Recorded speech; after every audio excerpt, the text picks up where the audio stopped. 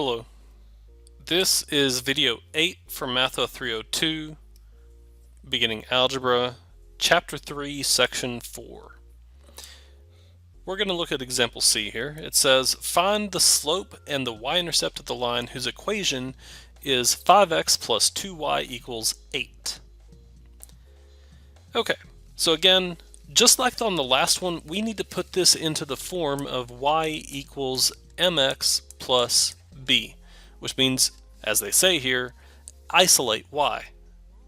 So for the 5x plus 2y equals 8, what should you do first? My recommendation is to subtract the 5x. That leaves you with just the 2y on the left-hand side, and on the right-hand side, you're left with negative 5x plus 8.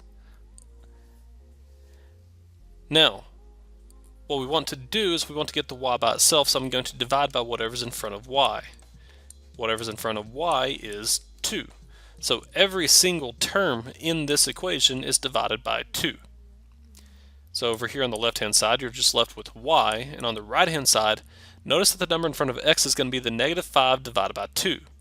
You would simplify it if you could, but you can't. So it's just negative 5 halves. I'm going to put the x out front here. And then plus 8 divided by 2 is 4. Good. Now then, the slope, because it's in the form of y equals mx plus b, is going to be whatever's in front of x. And whatever's in front of x here is negative 5 halves. So the slope here is negative 5 halves. The y-intercept is going to be whatever is out here by itself, and that number is 4. But it's not just 4, is it? It's 0, 4. Remember, the y-intercept is always a coordinate.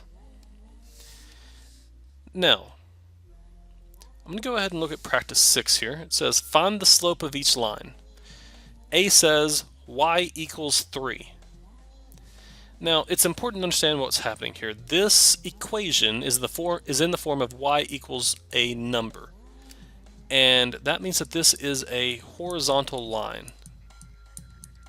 Okay, because it's a horizontal line, that means that the slope here is 0, because if you draw a horizontal line left to right, notice that it doesn't go up, so the rise is 0, and it goes left to right as much as you want. It's any number. I'm just going to say like 10. So 0 divided by 10 would give me 0. And that would be the slope of this line. Now notice that technically this is in slope-intercept form. Y equals 3. So it's y equals something, right? So this 3 is just this constant term here. It's b. Now to get rid of this x, the m has to be, that's right, 0, because 0 times anything is 0. Okay, so this is another way of telling that for horizontal lines like y equals 3, the slope is 0. So for every single one, it's going to be this 0. Now look at b here. X equals negative 4. Okay, this is in the form of a vertical line. Okay, and a vertical line looks like this, straight up and down.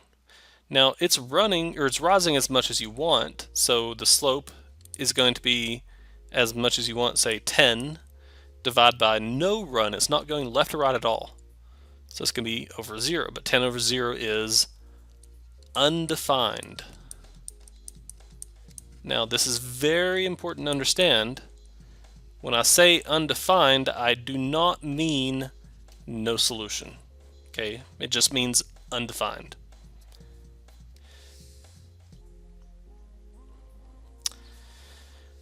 All horizontal lines have 0 slope, and all vertical lines have an undefined slope.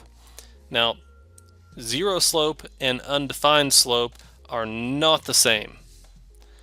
Also, no solution is not the same as undefined. Okay, so be very careful about that. Some people actually put no solution, and that's simply not the case. Okay, we're not trying to look for a solution, we're looking for a number. Alrighty, I will see you in the next video.